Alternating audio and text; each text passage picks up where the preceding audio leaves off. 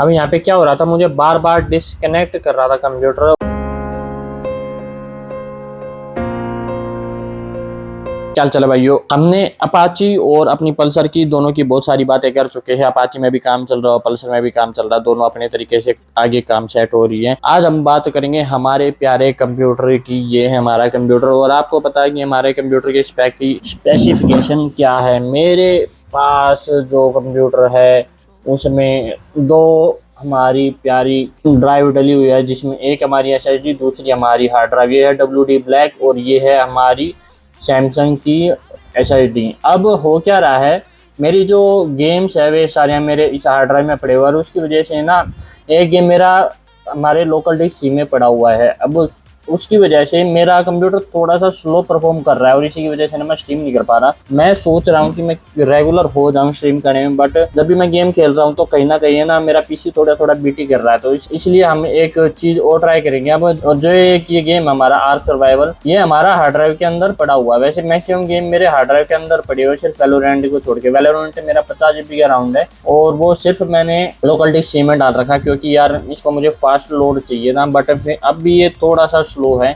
अगर मैं इसको हमारे हार्ड ड्राइव में डाल दूंगा तो फिर तो कुछ ज़्यादा ही स्लो हो जाएगा। अब बात करते हैं हमारे आर्क सर्वाइवल की। अगर मैं आर्क सर्वाइवल को स्टार्ट करता हूं तो इसकी स्पीड आप खुद ही चेक करना। जैसे कि अभी ये स्ट्रीम हमारा लॉगिन हुआ है और लॉन्चिंग की प्रोसेस स्टार्ट हो चुकी है। अब हमारा जो गेम है वो ऑन हुआ है। आप देख पा रहे हो कि हमारा फ्रंट का बैनर आया है और थोड़ा सा टाइम लेगा ये। मैं सिर्फ गेम चलाने में आपको बताऊंगा कि इसमें कितना ज़्यादा टाइम लग रहा है मुझे, और कहीं ना कहीं ये एक वेस्टेज ऑफ टाइम है और इसी की वजह से मैं परफॉर्मेंस नहीं निकाल पा रहा। उसके रीजन बहुत सारे। एक तो हमारी स्क्रीन भी 60 हर्ट्ज का मॉनिटर है, जिसकी वजह से ना थोड़ा सा टैकल करने में मुझे प्रॉब्लम आ रही है, बट ठीक है।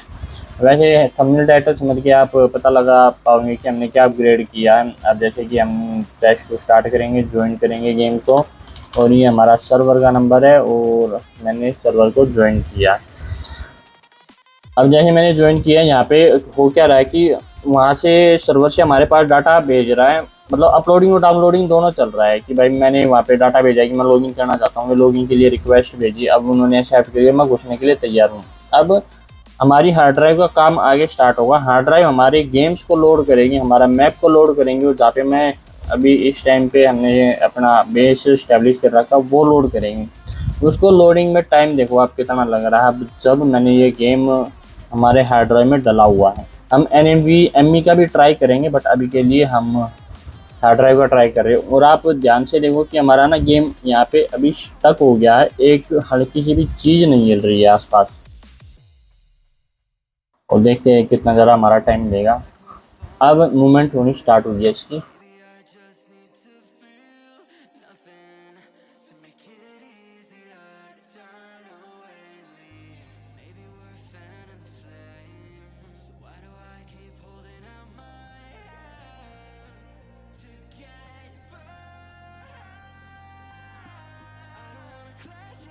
और हो सकता है कि हमारा होस्ट कनेक्शन लॉस्ट भी आ जाए, कुछ नहीं पता भाई।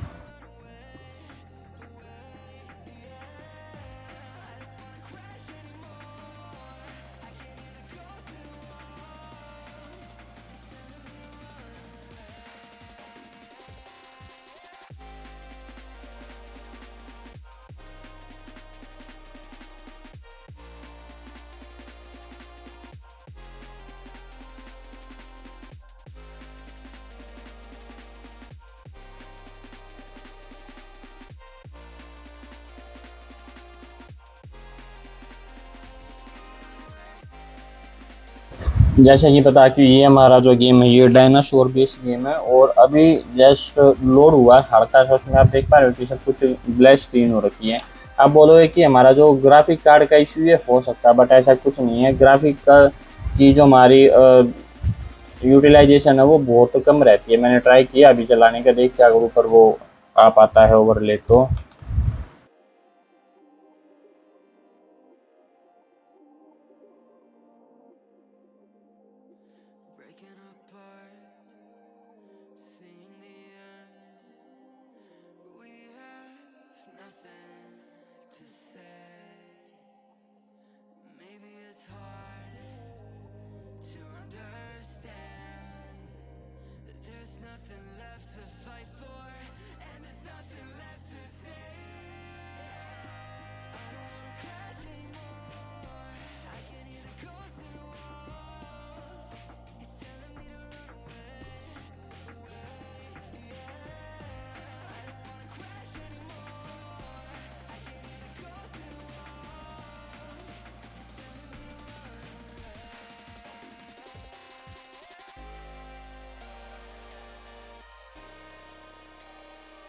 अभी भी हमारा बेस अच्छे तरीके से लोड नहीं हुआ है। जैसे कि अब मैं उठा और ये मैं आगे बढ़ा, अब ये जो हमारा टेक्सचर है ये अब हम कह सकते हैं कि हाँ भाई लोड हो चुका है और हमारा जीपीयू की यूटिलाइजेशन में नहीं दिखाई है, पता नहीं क्यों।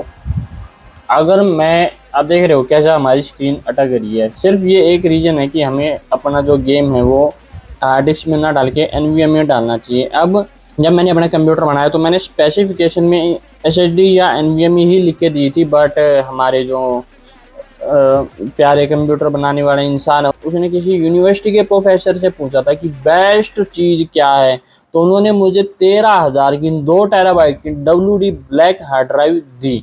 अब सोचो मैं 2-4 हज़ार रुपये ऊपर डाल के 2 टेराबाइट की एनवीएम ही ले सकता था, बट नहीं, उसने मुझे ज़बरदस्ती ये दी कि ये चलाओ यार, इनसे बेटर कुछ है ही नहीं, इससे बेटर स्पीड कुछ नहीं है, इससे ज़्यादा स्टेबल कुछ नहीं है। और जैसा कि आप पीछे वीडियो देख चुके हो, मेरी ये हार्ड ड्राइव में बहुत सा बार क्रैश भी हुई है। वो अलग बात है कि WD की जो आफ्टर सेल सर्विस है वो बहुत ज़्यादा अच्छी है।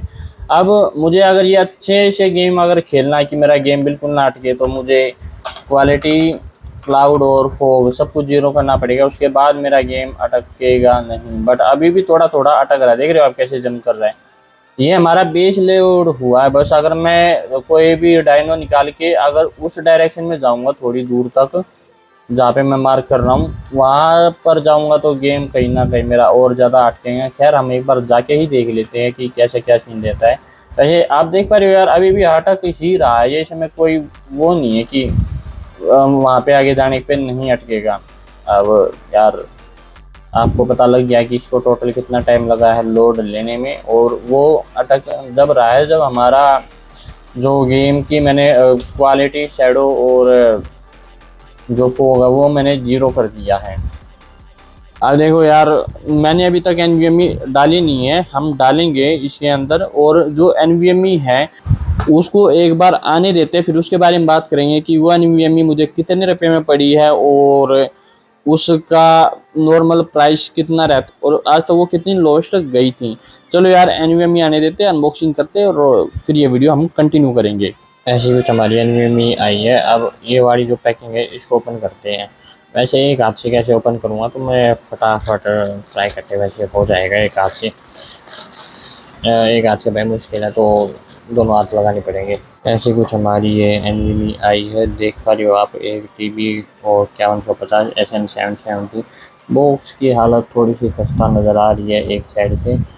और मैन्युफैक्चरिंग की अगर हम रेट बात करें तो काफ़ी वैसे इसका प्राइस देखो यार 10,200 में। जब मैं आपको बताऊंगा ना कि मैंने कितने में खरीदे तो आप हैरान हो जाओगे। एक इसकी मैन्युफैक्चरिंग रेट हमारी फरवरी 2025 और 10,200 इसका MRP है, बट मुझे बहुत ज़्यादा सस्ते मिली है। लास्ट प्राइस इसका 6500 देखा था, 6500 से 1000 के आसपास इसका प्राइस आता है, बट जिस प्राइस में मैंने खरीदा उस प्राइस में इससे बेटर कुछ नहीं मिल सकता। मैं एक तो WD की ब्रांड की हमारी चीज़ हो जाती है, और दूसरी फिर इसके ट्राई एंड टेस्टेड है बहुत ज़्यादा, बहुत लोगों ने खरीदा हुआ है इसको तो उसके रिव्यू बहुत ज़्यादा अच्छे हैं। अब हम करेंगे इसको इसके अंदर इंस्टॉल और चेक करते हैं हमारी स्पीड की कितनी स्पीड आ रही है। वैसे अनबॉक्सिंग करना तो बनता है, यहाँ पे ऊपर नीचे इसकी सील लगी हुई है तो पहले सील हटाते हैं और ओपन करते हैं। बट ये बॉक्स पता नहीं किसने क्या ट्राई किया इसके साथ, कुछ तो छेड़ा-छाड़ी की है बट हुआ नहीं उससे। हमारी एनवीएमई बाहर आ चुके हैं, इसके साथ एक छोटी सी बुकलेट जो कि इसके अंदर थोड़ी सी टकिंग थी। और इसके पढ़ने का फ़ायदा क्या, डायरेक्ट हम अपनी एनवीएमई इंस्टॉल करेंगे। अभी मैं इसको इसकी कवरिंग से नहीं निकाला, जब तक मैं इसको ओपन नहीं करूँगा तब तक मैं इसको निकालूंगा नहीं।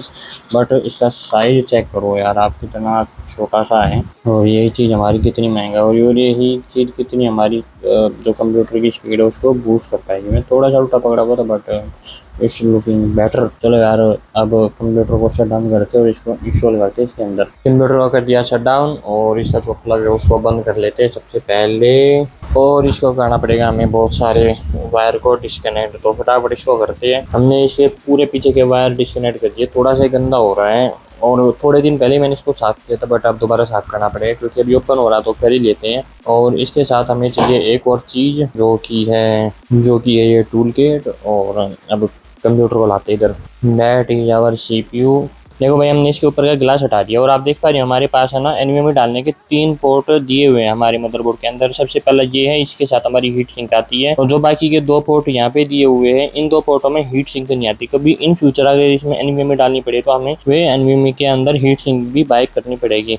बट इन फ्यूचर में इसमें और कुछ अपग्रेड नहीं करूँगा सिवाय रैम के। इसमें सब कुछ टॉप नॉच डला हुआ है आज के मुकाबले।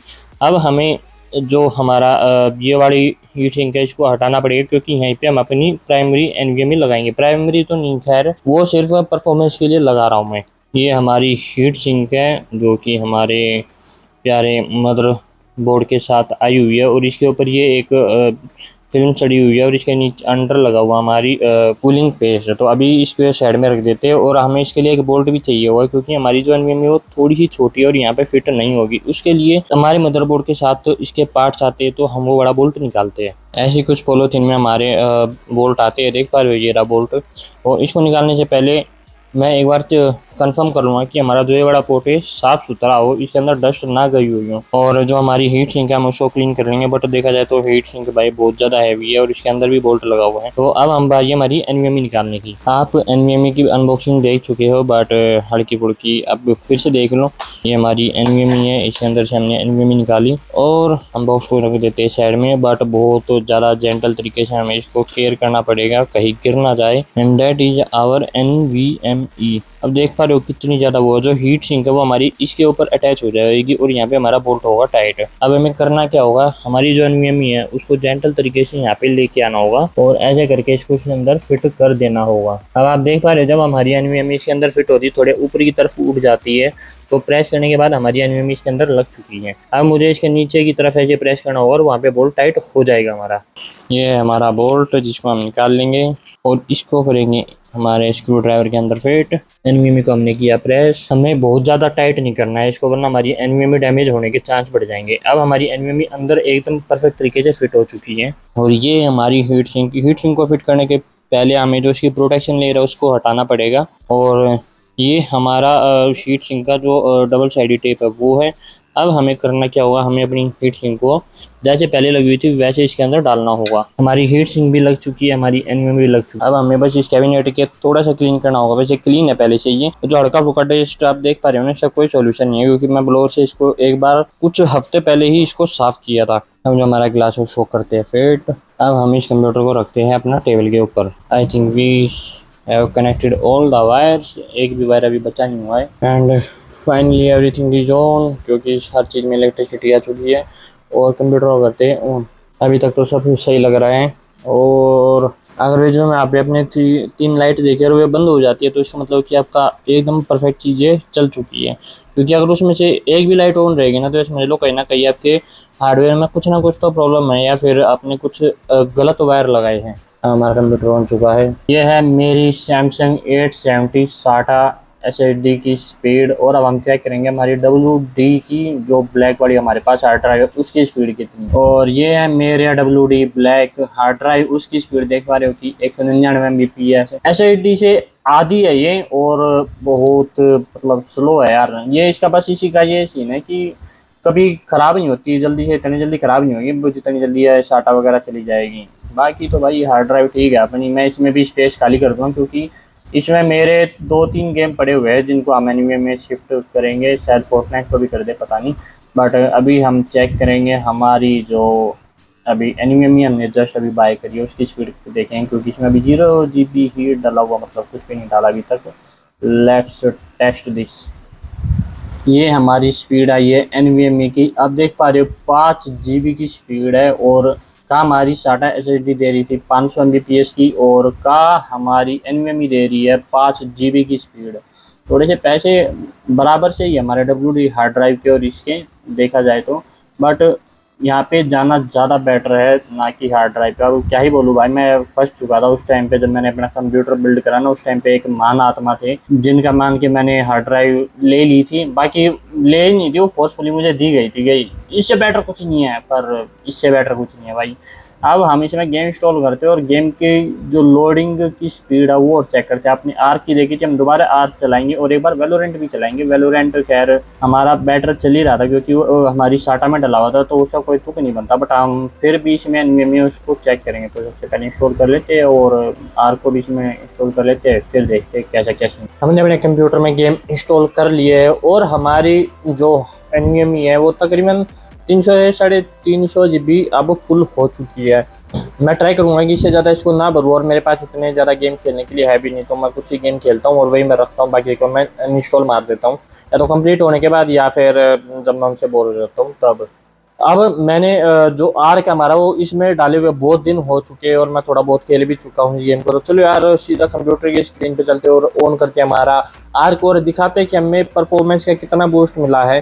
कहाँ पे मुझे मिल रही थी तकरीबन 300 Mbps और कहाँ पे अब मिल रही है मुझे 5 GB पर सेकंड की स्पीड, जैसे कि अपनी अभी स्पीड चेक देगी। चलो यार सीधा कंप्यूटर की स्क्रीन पे, and this is our Ark Survival Ascended game और हमने अभी इसको स्टार्ट कर दिया है।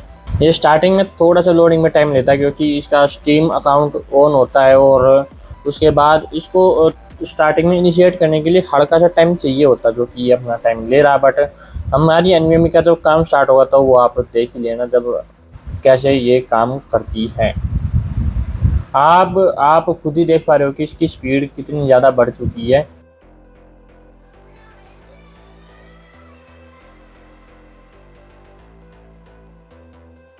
अब यहाँ पे क्या हो रहा था, मुझे बार बार डिस्कनेक्ट कर रहा था कंप्यूटर, और अब ऐसा कोई सीन नहीं है कि कंप्यूटर हमें डिस्कनेक्ट कर रहा हो या फिर हमारे होस्ट की वजह से हमें दिक्कत हो रही हो।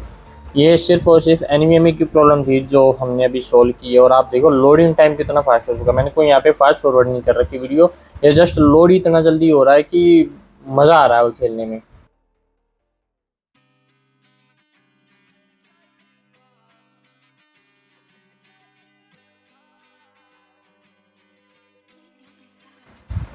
और मैं बस इसमें दो कोड लगाना चाहूँगा, एक तो क्वालिटी के और एक हमारे क्लाउड के, क्योंकि जो शैडो की क्वालिटी है उसको डाउन करना पड़ेगा क्योंकि हमारा GPU 60 to 70% की स्पीड पे चलता है। और जब मैं स्ट्रीम या रिकॉर्ड करता हूँ तो वहाँ पे हल्का सा लैग हमें देखने को मिलता है। मैं इसकी परफॉर्मेंस भी ऑन कर लेता हूँ और आप देख पा रहे हो कि हमारा कंप्यूटर अब कैसे चल रहा है। कंप्यूटर तो बढ़िया चल रहा है बट हमारा गेम कैसे चल रहा है, अभी भी हमारे पास 50 FPS दे रहा है और नॉन स्टॉप हमें परफॉर्मेंस मिल रही है। पहले तो यार बहुत ज़्यादा प्रॉब्लम हो रही है, मैं पूरा बेस भी घुमाऊंगा तो जब भी हमारे कंप्यूटर में कोई दिक्कत नहीं होगी, हमारा गेम कहीं पे भी नहीं अटकेगा। और I am running faster and faster, but यहाँ पे आप देख पा रहे हो कि 1% भी हमारा गेम लैग नहीं हो रहा है। अब यहाँ पे मैं अगर कुछ भी चाहूँगा, जैसे कि मैं एक Y1 निकालता हूँ और उसको थोड़ा सा घुमा के लाता हूँ, मुझे वहाँ पे भी प्रॉब्लम हो रही थी बट अभी ऐसी कुछ प्रॉब्लम नहीं है। चलो एक बार वो चेक कर लेते हैं उस चीज़ को कि हमें वो प्रॉब्लम है या नहीं अभी के लिए।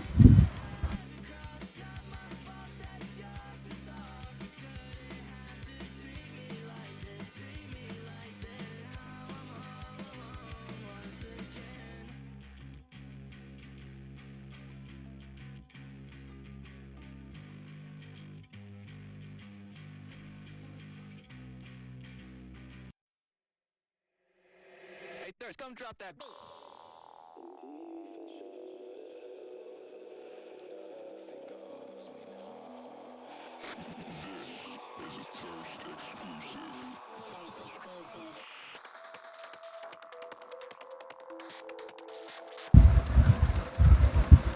मैं चाहूँ तो आप पूरा मैप घूम सकता हूँ। जो गेम रिलेटेड हमारी प्रॉब्लम थी कि वो स्टक होता था वो अब नहीं हो रहा। जो आप ये सामने लोड लेने का टाइम दे रहे हो ये जो हमारा सर्वर का इशू है, क्योंकि हमारे सर्वर को हमें पिंग मिलती है 250 260 के आसपास।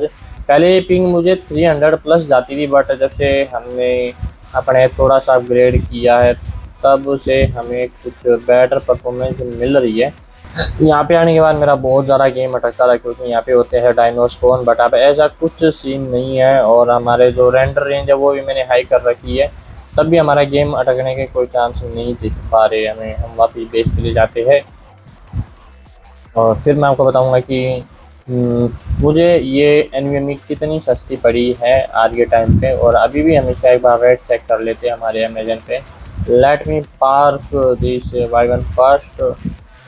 ये देखो, ये जो NVMe है ये अभी है 6600 की, और मुझे ये NVMe पड़ी है 4700 रुपये की। अब मुझे इतना डिस्काउंट क्यों मिला, क्योंकि अभी चल रही थी समर की सेल और उसमें हमें HDFC कार्ड के ऊपर मिली था डिस्काउंट। वैसे ये अभी 5800 के आसपास हो चुकी थी। 800-900 का हमें मिला हमारा सेल का डिस्काउंट, और 200 रुपये का मिला हमें कूपन, तो ये हमें 4700 के आसपास पड़ी। मतलब 4700 से ज़्यादा नहीं थी और बहुत ज़्यादा किफ़ायती उसमें मिली है। और अगर हम इसका चेक करें कि इसका लास्ट प्राइस कहाँ तक गया था, तो वो भी हम, अगर हम इस NVMe का चेक करें कि इसका लास्ट प्राइस कहाँ तक गया था, तो ये इस NVMe का लास्ट प्राइस गया था 4948, जो कि डिस्काउंट मिलने के बाद मुझे ये मिली थी 4700 में। तो बहुत ज़्यादा बेटर डील थी मेरे लिए, इसलिए मैंने हल्का सा भी नहीं सोचा और मैंने इस NVMe को बाई कर लिया। और इसका लोवेस्ट अराउंड 5000 के पास नहीं था, इसका लोवेस्ट था 5700 के आसपास, और उसके बाद मुझे डिस्काउंट मिल के 4700 में मुझे ये NVMe मिली है। और अगर सिर्फ और सिर्फ हमारा आर्क नहीं, अगर मैं वेलो भी चलाऊंगा तो उसमें भी मुझे बहुत ज़्यादा बेटर परफॉर्मेंस देखने को मिलती है। वहाँ पे मेरे FPS स्टेबल है और मेरा गेम बहुत ज़्यादा जल्दी लोड लेता है।